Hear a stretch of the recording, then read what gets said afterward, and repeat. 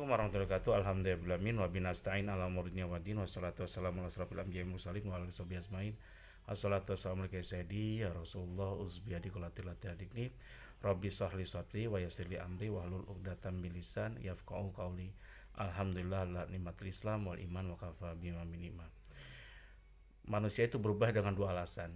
Ini ada satu quote seperti itu. That people will change with two reason.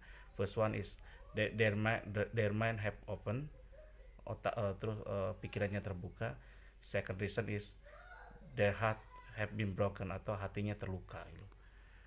Saya pernah ngalami juga, pernah, dua-duanya pernah saya ngalami.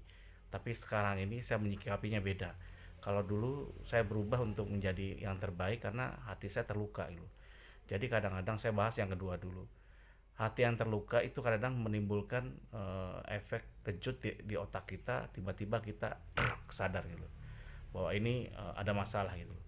Ketika kita dihina, ketika kita direndahkan, ketika dianggap tidak mampu, itu timbul perasaan untuk berubah. Dan ini berubah, pengalaman saya dulu ketika om saya ngomong buat perusahaan itu susah, itu waktu saya umur 19 atau 20 tahun. Jadi saya ini berubah, melakukan satu perubahan yang luar biasa.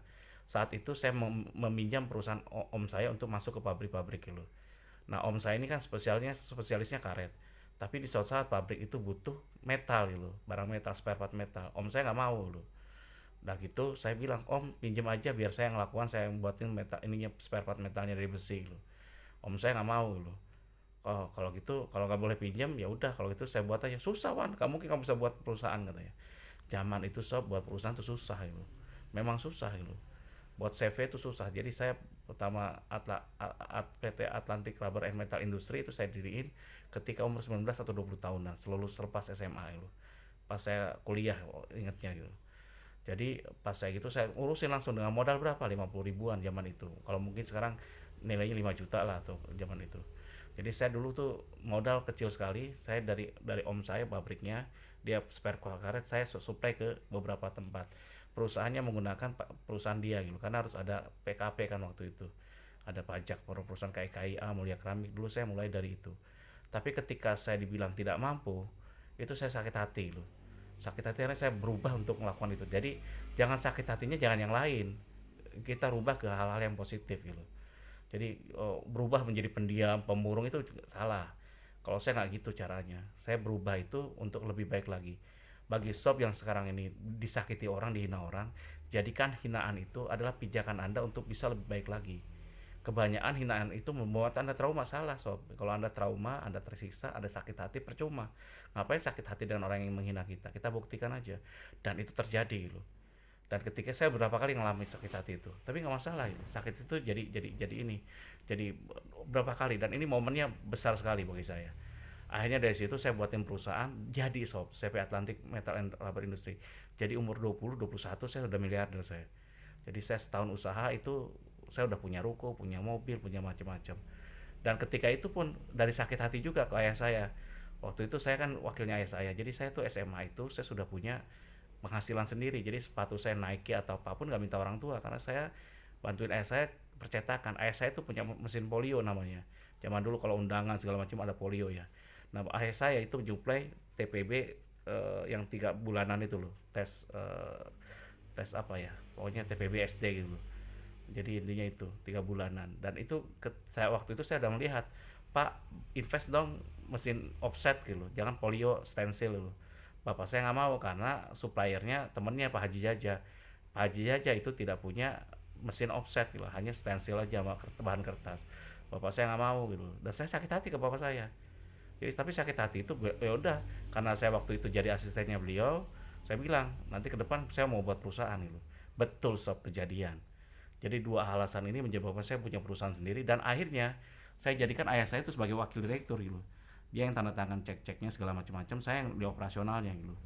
Dan saya angkat kakak saya sebagai manajernya semua. Ada satu yang kerja di pabrik, saya suruh berhenti karena dia nikah dengan kakak saya, kasihan di pabrik gaji gak seberapa. Terus yang satu lagi kakak saya asli gitu, yang satu kakak ipar. Jalankanlah perusahaan. Dan kenapa sukses usaha saya? Karena saya nggak pernah ngambil gaji gitu dari situ sampai selama ini. Jadi uang itu ditabung, saya prinsipnya kayak orang Cina, kayak mami, ibu angkat saya gitu, hanya membelanjakan 20% daripada penghasilan keuntungan. Nah, saya sekitar segitu 20 sampai 30%.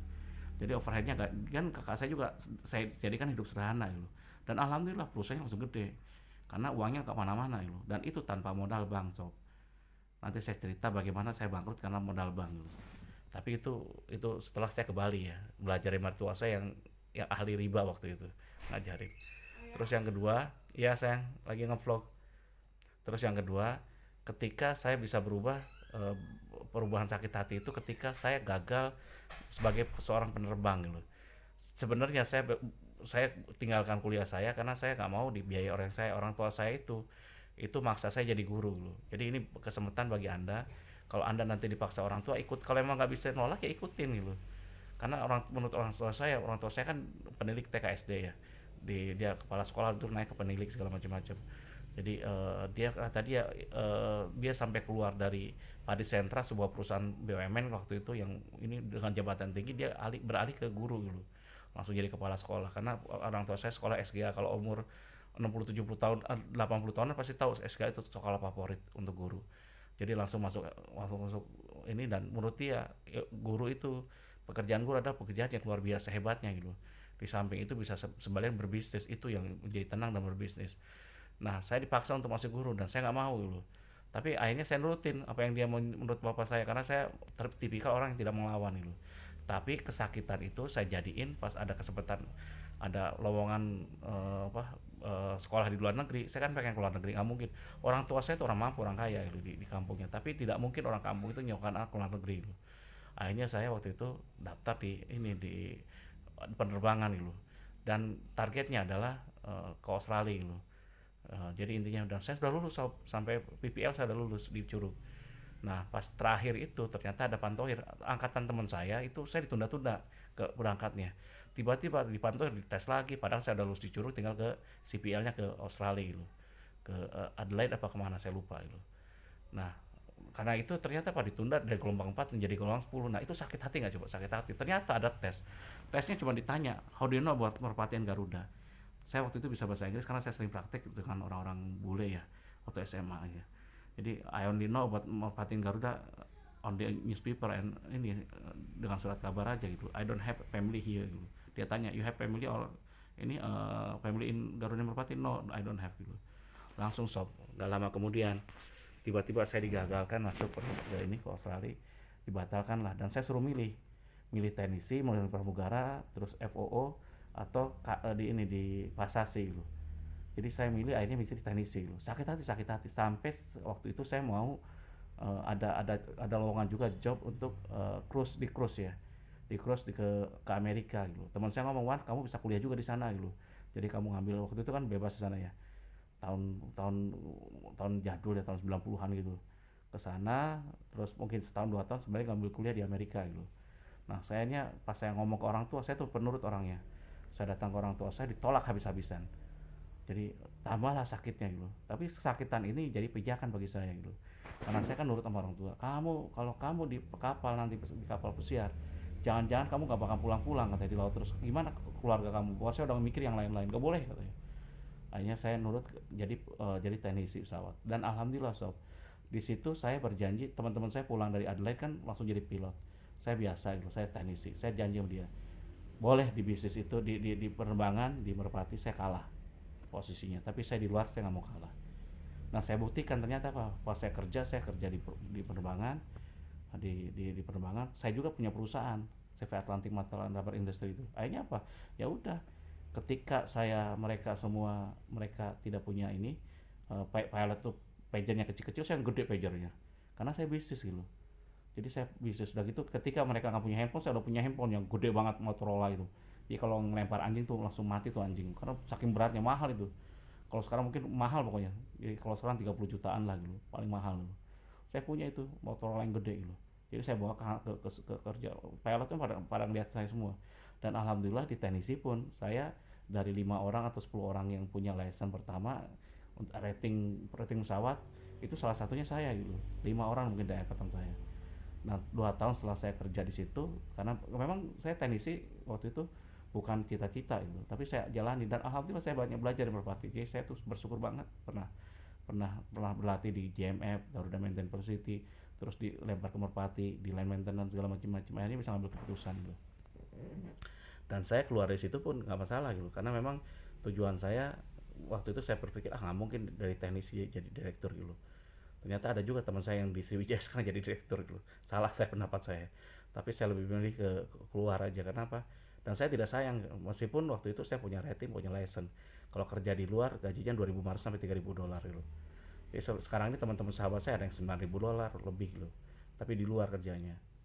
Nah, oke, saya balik lagi. Jadi kesakitan-kesakitan tadi saya jadikan untuk memicu saya untuk wirausaha dan terbukti sukses sob.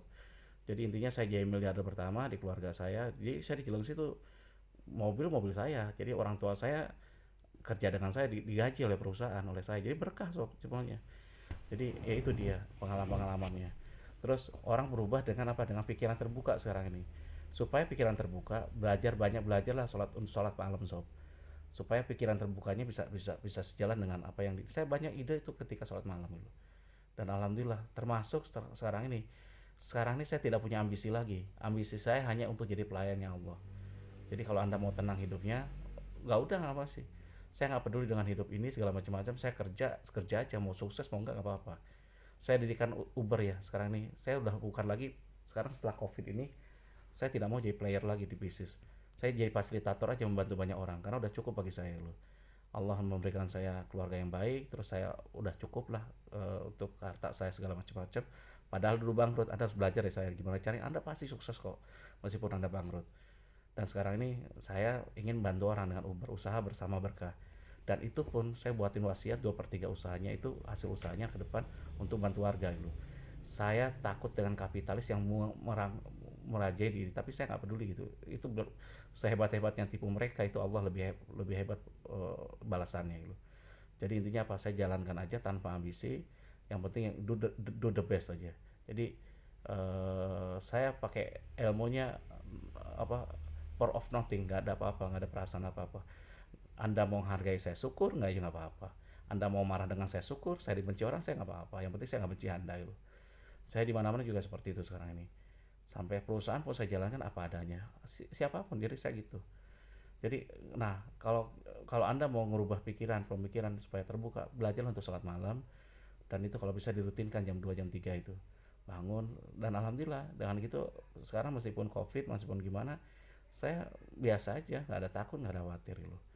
Dan saya berubah dan kalau di bisnis, kalau saya ceritakan ya, contoh saya di distributor, saya disakiti oleh agen tunggal saya.